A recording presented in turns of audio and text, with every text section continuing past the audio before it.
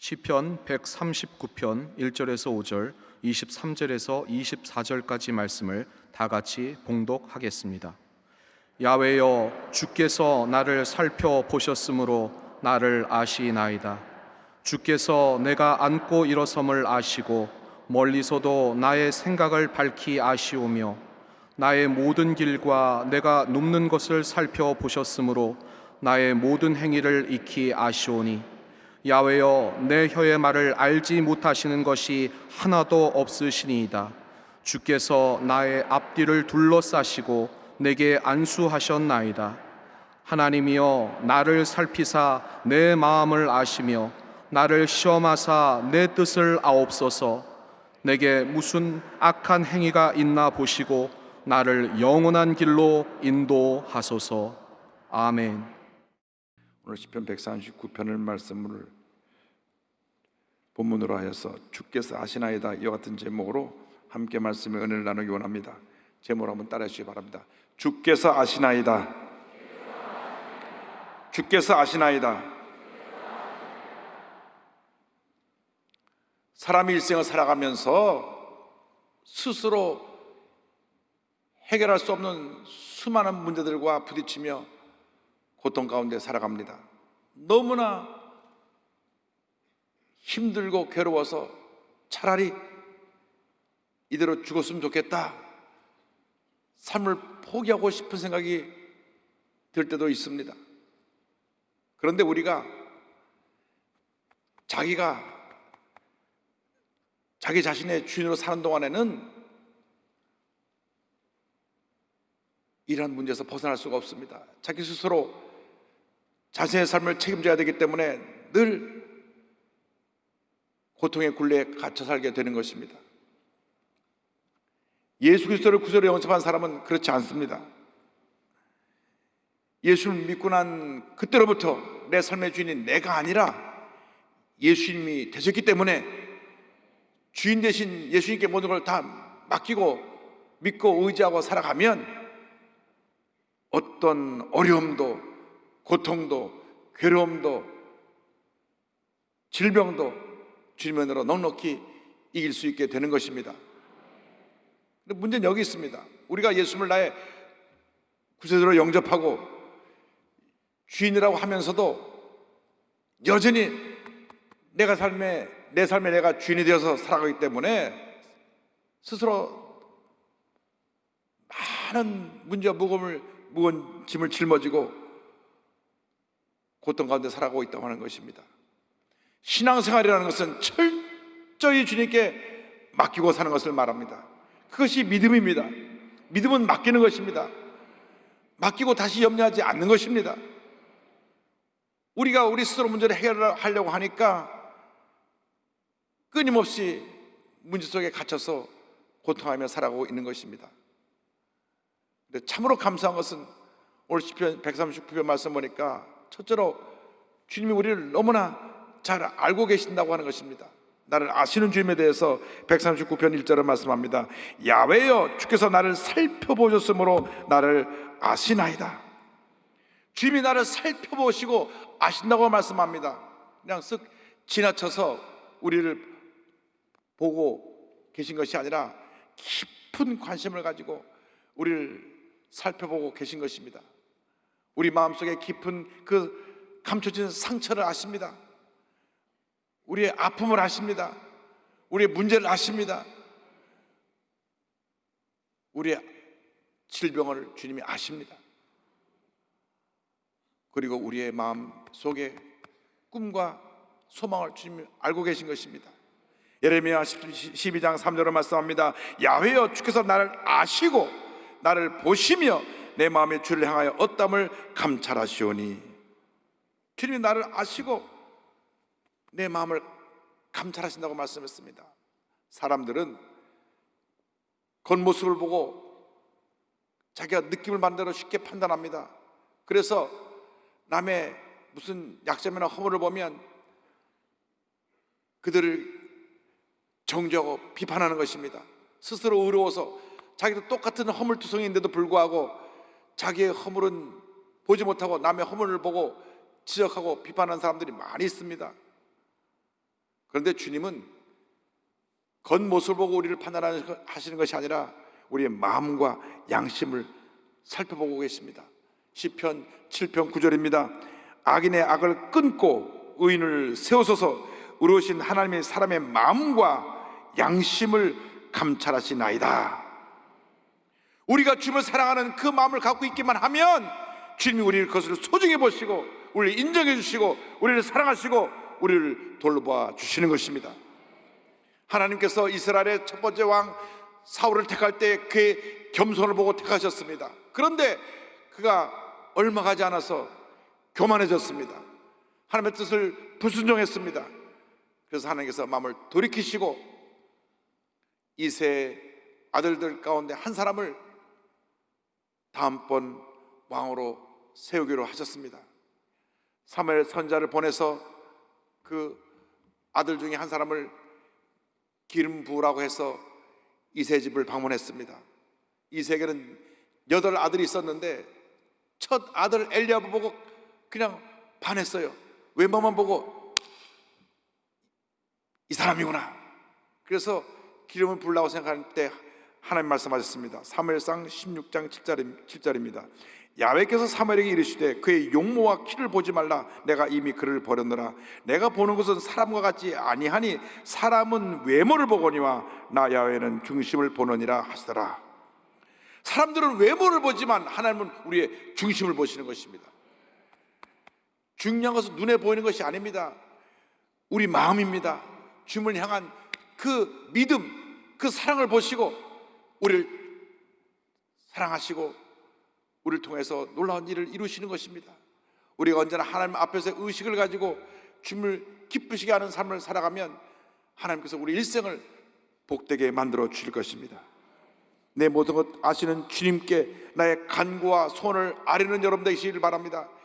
여러분이 주님께 아뢰기 전에 이미 다 알고 계십니다. 그러나 우리의 간구를 지금 들으시길 원하고 계신 것입니다. 시편 139편 2절 3절입니다. 주께서 내가 앉고 일어섬을 아시고 멀리서도 나의 생각을 밝히 아시오며 나의 모든 길과 내가 눕는 것을 살펴보셨으므로 나의 모든 행위를 익히 아시오니. 나의 모든 것을 익히 잘 아시는 주님께 모든 것을 맡기고 주님을 믿고 의지하며 믿음으로 전쟁에 나간 여러분 되시기를 주님의 이름으로 축원합니다. 성경은 나아가서 둘째로 우리를 아실 뿐 아니라 우리를 안수하신다고 말씀하셨습니다. 139편 5절입니다. 주께서 나의 앞뒤를 둘러싸시고 내게 안수하셨나이다. 주님이 나를 감싸주시고 나를 안수하신다고 성경은 말씀합니다. 주님의 보호하심에는 빈틈이 없습니다. 주님이 나를 딱 둘러싸고 계시기 때문에 어떤 대적이 우리를 치려 공격해와도 주님이 막아주시는 것입니다. 때때로 내가 힘들고 어려운 상황을 맞이할 때라도 주님이 우리를 지키시고 보호하시고 우리를 의의 길로 인도해 주시고 무엇보다도 우리에게 친히 안수해 주시는 것입니다. 할렐루야. 성경을 보면 안수를 하는 여러 가지 이유가 있습니다. 첫째로 우리에게 복을 주시기 위해서 안수를 하십니다. 둘째로 병을 치료하기 위해서 안수하십니다. 셋째로 성령 충만 받기 위해서 안수하십니다. 넷째로 귀한 직분자로 세우기 위해서 안수하시는 것입니다. 영적 권위를 가진 제사장이나 선지자나 죄종이 안수할 때 그 같은 은혜가 임했습니다. 그런데 죄종이 안수만 해도 놀라운 은혜가 임했는데 하물며 하나님이 우리에게 안수하시니 우리에게 얼마나 큰 축복이 임하겠습니까? 주님의 능력의 손이 우리에게 얹어 안수할 때 문제가 사라져버리고 모든 병에서 노예남 받고 치료받게 되고 우리 마음에 기쁨과 은혜가 넘쳐나게 되는 것입니다. 할렐루야. 날마다 주님의 은혜 가운데 주님의 안수받고 문제가 해결되고 병이 고침받고 위대한 하나님의 사람으로 쓰임받는 여러분 되기를 바랍니다. 예수님이 이 땅에 오셔서 공생의 사역을 하실 때 병자들에게 때때로 안수하셨습니다. 앞을 보지 못하는 시각장애인을 안수하여서 눈을 뜨게 하셨습니다. 마가복음 8장 25절입니다. 이에 그 눈에 다시 안수하심에 그가 주목하여 보더니 나아서 모든 것을 밝히 보는지라. 18년 동안 귀신에 들려서 꼬부라져 허리를 펴지 못하는 여인을 안수하여 고치셨습니다. 누가복음 13장 13절입니다. 안수하시니 여자가 곧 펴고 하나님께 영광을 돌리는지라. 우리가 주님의 축복을 받을 자격이 있어서 안수하시는 것이 아니라 우리를 택하시고 우리를 사랑하시기 때문에 주님이 안수하시는 것입니다. 우리는 안수받을 자격이 없는 죄인들입니다. 그런데 우리를 택하셔서 무조건 사랑하시고 용서하시고 은혜를 베풀어 주시고 우리가 엎드려 기도할 때 우리에게 안수해 주십니다. 여러분, 날마다 주님 앞에 깨어지고 낮아져 엎드려 기도함으로 주님 앞에 안수받는 복받은 인생이 되기를 주님의 이름으로 축원합니다. 어떤 부모들이 자기 아이를 데리고 와서 예수님께 안수를 받기를 원했습니다. 당시 아이들을 무시하던 사회였기 때문에 제자들은 꾸짖으며 저리 가라고, 예수님 왜 귀찮게 하냐고 그들을 물리치려 했습니다. 그러나 오히려 예수님은 제자들을 나무래시고 그 아이를 오게 하여 안수하셨습니다. 마태복음 19장 13절로 15절입니다. 그때 사람들이 예수께서 안수하고 기도해 주심을 바라고 어린아이들을 데리고 오매 제자들이 꾸짖거늘 예수께서 이르시되 어린아이들을 용납하고 내게 오는 것을 금하지 말라. 천국이 이런 사람의 것이니라 하시고 그들에게 안수하시고 거기를 떠나시니라. 안수하실 때에 주님의 은혜와 축복이 안수받는 사람에게 임하게 되는 것입니다. 뿐만 아니라 사도행전을 보면 성령 강림 이후 사도들이 사마리아 가서 예수 믿는 사람들에게 안수할 때 성령이 임했습니다. 사도행전 8장 17절입니다. 이에 두 사도가 그들에게 안수함에 성령을 받는지라. 날마다 주님 앞에 안수받도록 주님 앞에 기도의 무릎을 꿇으시기 바랍니다. 우리가 부족하고 연약해도 우리의 허물이 있어도 엎드려 회개하고 죄 되심을 간구하면 우리에게 안수해 주시는 것입니다. 우리를 주님이 기뻐하시고 우리를 안아주시고 우리에게 안수해 주시고 우리에게 복을 내려 주시는 것입니다. 그러므로 언제나 주님 앞에 깨어지고 낮아진 모습으로 나와 엎드려 기도하는 여러분 되기를 바랍니다. 주님이 나를 안수하시면 그 순간 모든 문제가 다 해결되는 것입니다. 염려도 떠나가고 근심도 떠나가고 슬픔도 떠나가고 질병도 떠나가고 문제도 떠나가고 주님의 은혜와 축복이 넘쳐나게 되는 것입니다. 늘 말씀을 읽고 묵상하고 큐티함으로 말씀을 통해 주님 앞에 안수받게 되길 바랍니다. 늘 찬양과 감사 기도를 드림으로 주님 앞에 안수받고 복받은 인생을 살아가는 여러분 모두가 되기를 바랍니다. 셋째로 주님 우리를 안수하실 뿐 아니라 우리를 가장 좋은 길로 주님께서 인도하여 주십니다. 시편 139편 23절 24절입니다. 하나님이여 나를 살피사 내 마음을 아시며 나를 시험하사 내 뜻을 아옵소서. 내게 무슨 악한 행위가 있나 보시고 나를 영원한 길로 인도하소서. 하나님께서 우리를 살피시고 우리의 중심을 보시고 우리의 갈 길을 인도해 주시는 것입니다. 의의 길로 축복의 길로 영원한 길로 우리를 인도해 주시는 것입니다. 나의 모든 것 다 하신 주님께 다 맡기고 오직 믿음으로 전진 또 전진 또 전진해 나가길 바랍니다. 주님께서 모든 것을 다 하시고 우리의 앞길을 인도해 줄 것입니다. 주님께서 우리의 길을 인도하실 때 놀라운 은혜와 축복이 우리에게 임하게 되는 것입니다. 시편 37편 5절은 말씀합니다. 내 길을 야훼께 맡기라. 그를 의지하면 그가 이루시고. 여러분의 길을 주님께 맡기시기 바랍니다. 여러분의 생각도 계획도 뜻도 여러분의 일생도 주님께 맡기면 주님께서 인도하시고 주님께서 놀라운 일을 이루어 주실 것입니다. 주님이 한평생 우리의 목자가 되셔서 우리를 인도하시고 우리에게 넘치는 복을 부어주십니다. 일생이 다 가도록 부족함이 없는 삶을 살게 만들어 주시는 것입니다. 다윗이 한평생 주님의 은혜 가운데 살다가 그의 일생을 회고하며 지은 시편 23편은 세계에서 가장 많이 읽혀지는 성경 말씀 가운데 하나입니다. 시편 23편 1절로 3절 우리 다 같이 고백합니다. 야훼는 나의 목자시니 내게 부족함이 없으리로다. 그가 나를 푸른 풀밭에 누이시며 쉴만한 물가로 인도하시는도다. 내 영혼을 수생시키시고 자기 이름을 위하여 의의 길로 인도하시는도다.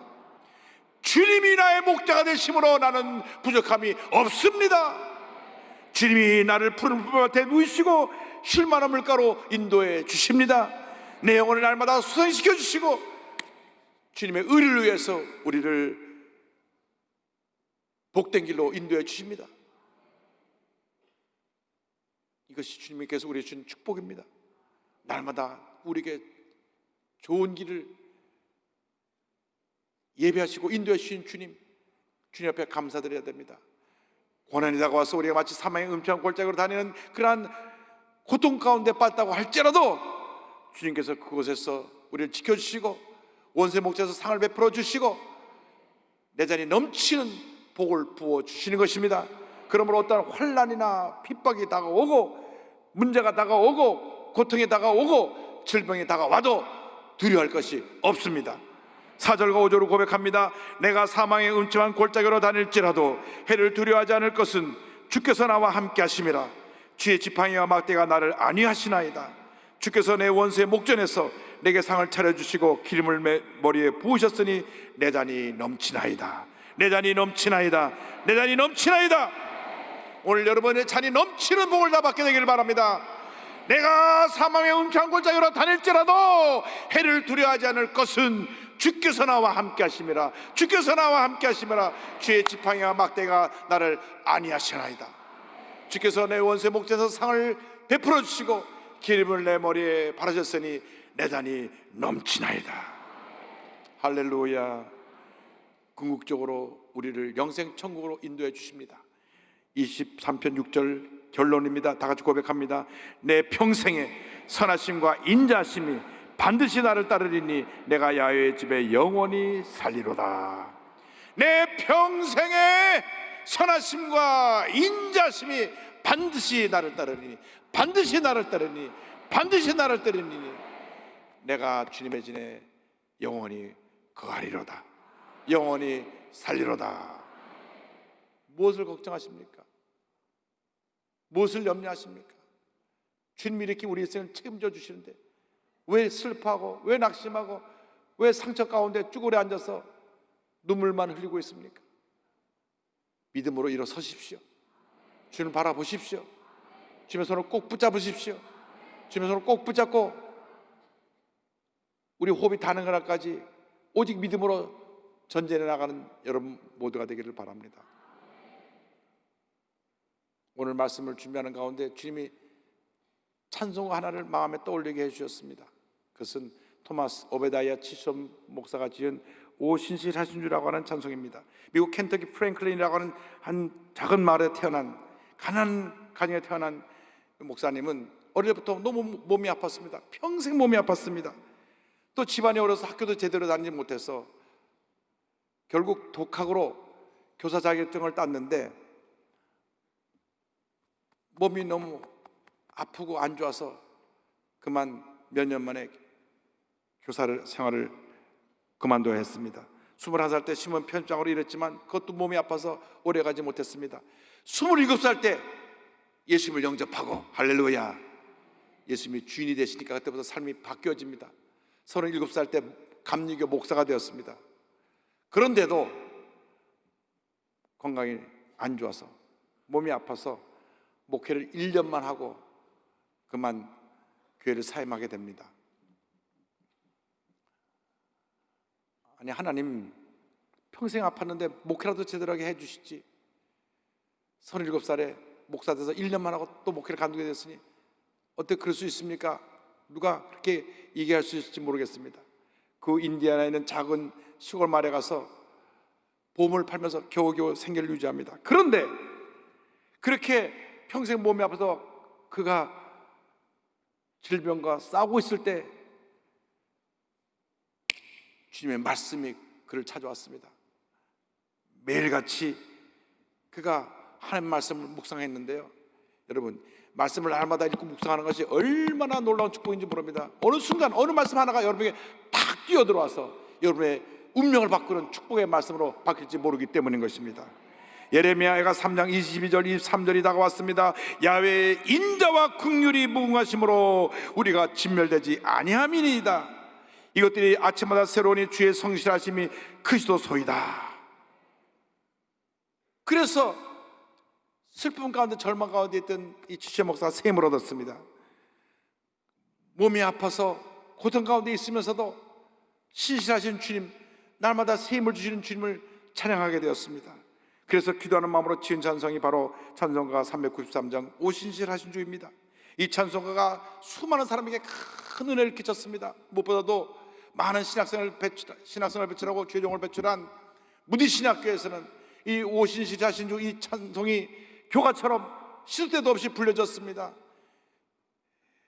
학톤이라고 하는 총장은 이 찬송을 거의 매주 학생들과 함께 불렀는데 마지막 장례제 찬송도 이 찬송이 되었습니다.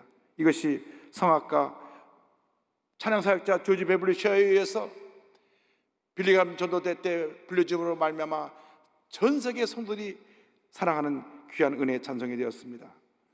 이 찬송을 짓고 난 다음 하나님께서 건강을 조금씩 회복시켜 주셔서 놀랍게도 몇 년 더 살까 하는 그분이 94세까지 살면서, 할렐루야,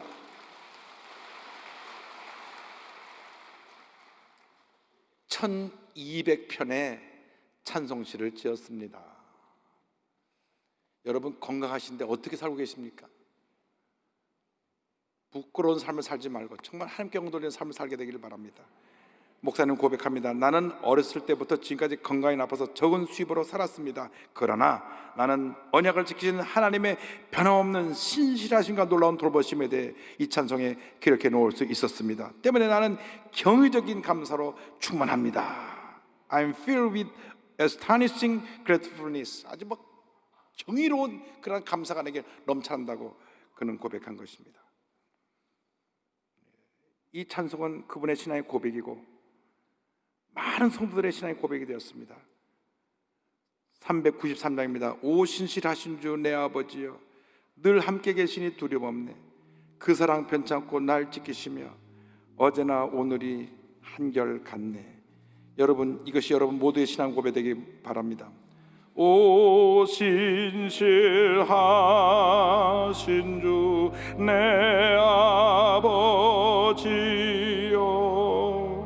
늘 함께 계시니 두려움 없네. 그 사랑 변찮고 날 지키시며 어제나 오늘이 한결같네. 오 신실하신 주, 오 신실하신 주, 날마다 자비를 베푸시며 일용할 모든 것 내려주시니 오 신실하신 주 나의 구주. 봄철과 또 여름 가을과 겨울 해와 달 별들도 다 주의 것. 만물이 주 영광 드러내도다. 신실한 주 사랑 나타내네.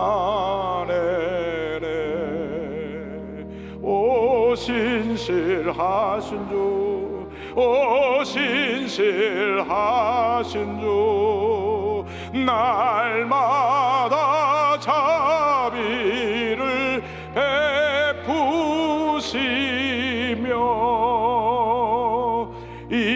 일용할 모든 것 내려주시니 오 신실하신 주 나의 구주. 우리 사람들은 자리에서 다 일어나서 우리의 믿음의 고백으로 이 찬송을 부릅니다. 주님, 신실하신 주님, 제가 너무 힘듭니다. 저를 붙들어 주시고 치료하시고 회복시켜 주옵소서, 샘을 주옵소서 고백하며 드립니다. 내 죄를 사하여 안위하시고 주 친히 오셔서 인도하네. 오늘의 힘내고 내일의 소망 주만이 만복을 내리시네. 우리의 손을 정히 들고 오 신실하신 주, 오 신실하신 주, 날마다 자비를 베푸시며 일용할 모든 것 내려주시니 오 신실하신 주, 나의 구주. 기도드립니다.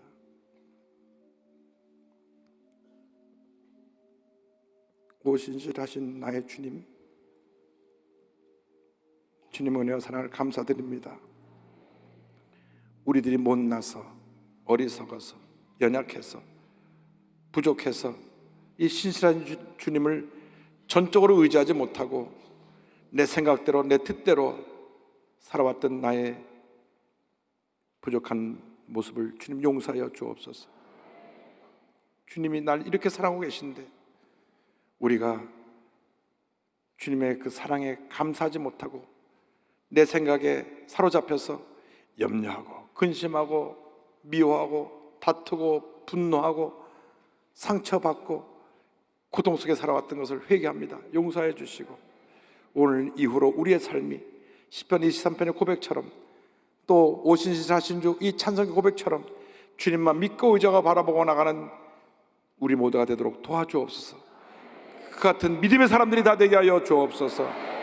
예수님의 이름으로 기도드립니다. 아멘.